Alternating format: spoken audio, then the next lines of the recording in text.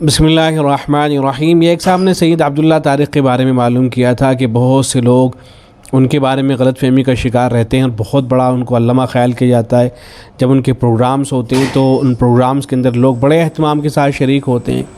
تو لوگوں کے سامنے اس کی وضاحت آ جائے کہ ان صاحب کے نظریات کیا ہیں۔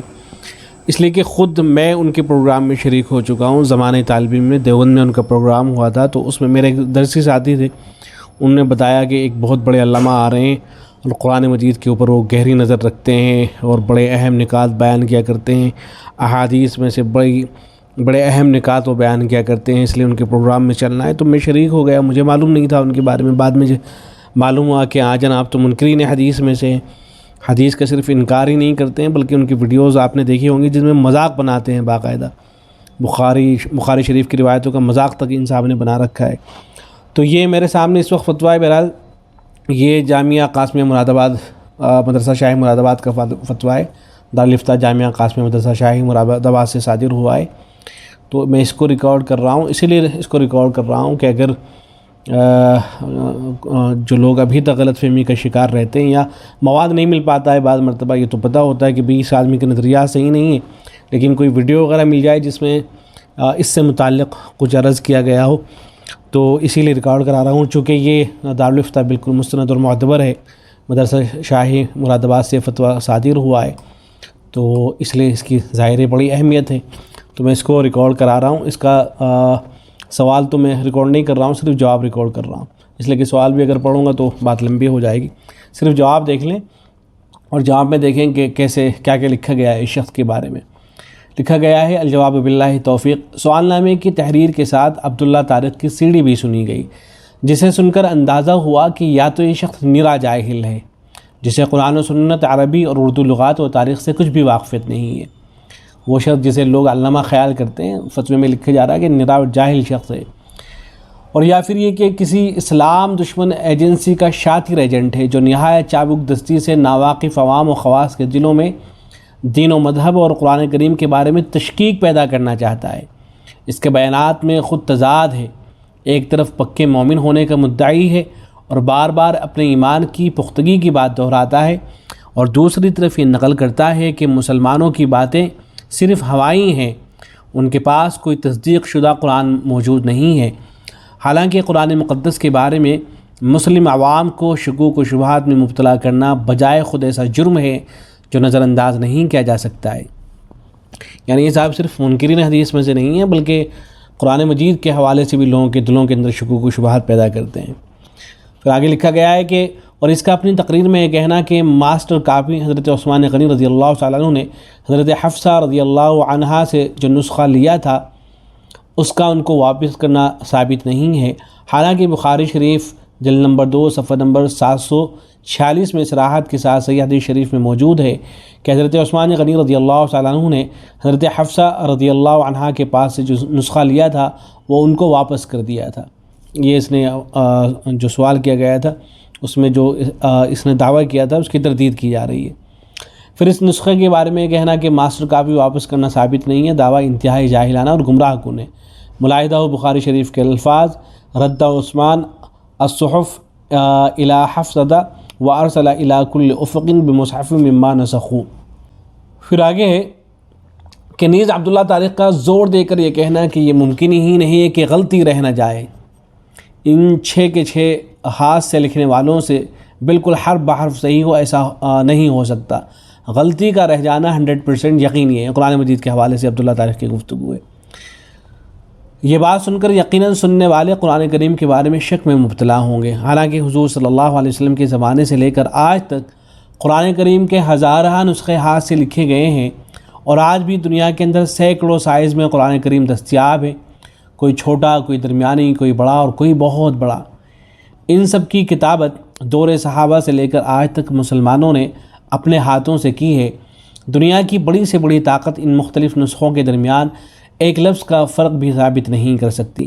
اور حضور اقدس صلی اللہ علیہ وسلم کے زمانے سے لے کر آج تک لاکھوں حفاظ ہر زمانے اور ہر دور میں موجود رہے ہیں، کوئی بھی حافظ کسی بھی نسخے میں ایک لفظ کا فرق بھی نہیں دکھا پایا۔ نیز آج بھی عرب و عجم میں قرآن مقدس ہاتھوں سے لکھا جا رہا ہے، مگر کوئی بھی نسخہ چھپ کر آ چکا ہو اور اس میں کسی لفظ کا فرق رہ گیا ہو اور مسلمانوں نے اس کو قبول کیا ہو، دنیا کی کوئی طاقت اس کو ثابت نہیں کر سکتی۔ پھر حضرت عثمان غنی رضی اللہ تعالیٰ عنہ نے قرآن کریم کا نسخہ تیار کرنے کے لیے جن صحابہ کرام رضی اللہ عنہم کا بورڈ قائم کیا تھا، یہ وہ صحابہ تھے جن سے حضور اکرم صلی اللہ علیہ وسلم قرآن لکھایا کرتے تھے، اور وہ سب خود بہترین قسم کے حافظ تھے جن کو کاتبین وحی سے موسوم کیا جاتا تھا۔ ان مقدس صحابہ کرام کے ہاتھوں سے لکھے ہوئے قرآن میں 100% یقینی طور پر غلطی رہ جانے کو بتانا صحابہ کرام پر بڑا بدترین الزام ہے اور دین کے ساتھ استخفاف ہے، جس سے کفر کا خطرہ ہے۔ فقہ لکھتے ہیں اذا انکر آیۃ من القرآن او استخف بالقرآن او بالمسجد او بنحوه مما يعظم في الشرع او عاب شيئا من القرآن او سخر بآیۃ منه کفر۔ پھر آگے لکھا گیا ہے لہذا یہ شخص یا تو واقعی جاہل ہے جس کو دین اسلام سے کسی طرح کی واقفیت نہیں ہے، یا کسی اسلام دشمن تنظیم کا ایجنٹ ہے جس کا مقصد مسلمانوں کو دین کے متعلق شکوک و شبہات میں مبتلا کرنا ہے، لہذا مسلمانوں کے لیے اس کی مجلسوں میں شرکت کرنا قطعاً جائز نہیں ہے، اور ایسے دریدہ ذہن شخص سے اس وقت تک بائیکاٹ کرنا لازم ہے جب تک وہ اعلان اپنی حرکتوں سے توبہ نہ کرے اور صدق دل سے معافی نہ مانگے۔ پھر آگے لکھا گیا ہے کہ اس نے اپنی تقریر کے درمیان مذہب کو بے دھڑک لیٹرین کہہ دیا ہے، اور ساتھ میں یہ بھی دعویٰ کیا ہے کہ ٹائٹل بدل دیا گیا ہے، ٹائٹل آپ کو دیا گیا ہے لیٹرین اور شوچالیہ، اور استدلال میں ابو داؤد شریف کی حدیث کا حوالہ دیا ہے۔ اس کی حقیقت یہ ہے کہ ابو داؤد کی ایک حدیث شریف جس میں بطور کنایہ کے قضائے حاجت کے لیے جانے کی جگہ کو راوی نے مذہب سے تعبیر کر دیا ہے، جبکہ قضائے حاجت کے لیے جانے کی جگہ کو صراحت کے ساتھ استعمال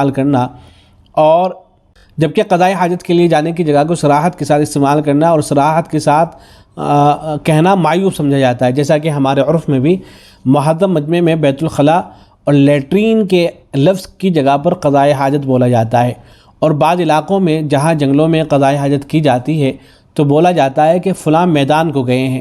اور بعض علاقوں میں بولا جاتا ہے کہ فلاں جنگل کو گئے ہیں، اور شہروں میں بولا جاتا ہے کہ قضائے حاجت کو گئے ہیں۔ اسی طرح راوی نے حضور اقدس صلی اللہ علیہ وسلم کے ادب و احترام میں قضائے حاجت کو جانے کے لیے کنائے کے طور پر لفظ مذہب استعمال فرمایا ہے، یعنی جانے کی جگہ تشریف لے گئے ہیں۔ پھر عبداللہ طارق کا مذہب کو مجمع عام میں لیٹرین اور شوچالیہ کہہ دینا انتہائی جہالت اور اشتعال انگیزی ہے۔ یہ نہ تو پیغمبر علیہ الصلوۃ والسلام کا قول ہے اور نہ ہی عربی زبان میں یہ لفظ اس معنی کے لیے خاص ہے۔ چنانچہ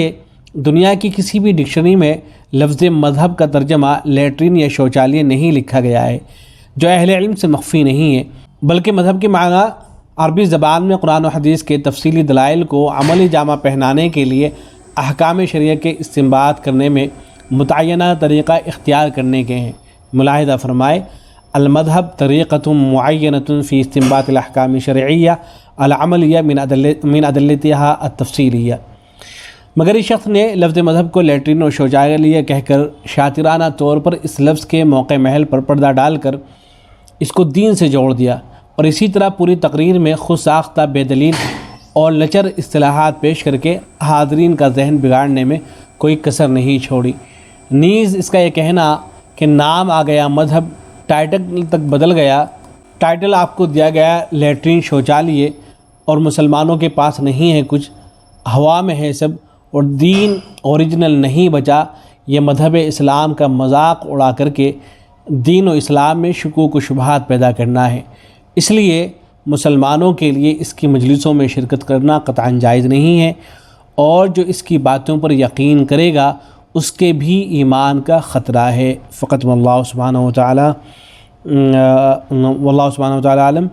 الجواب صحیح، اس پہ دستخط ہیں حضرت مفتی محمد سلمان صاحب منصور پوری دامت برکاتہ عالیہ کے، اور ایسے ہی حضرت مفتی شبیر صاحب قاسمی دامت برکاتہ عالیہ کے دستخط ہیں۔ السلام علیکم ورحمۃ اللہ۔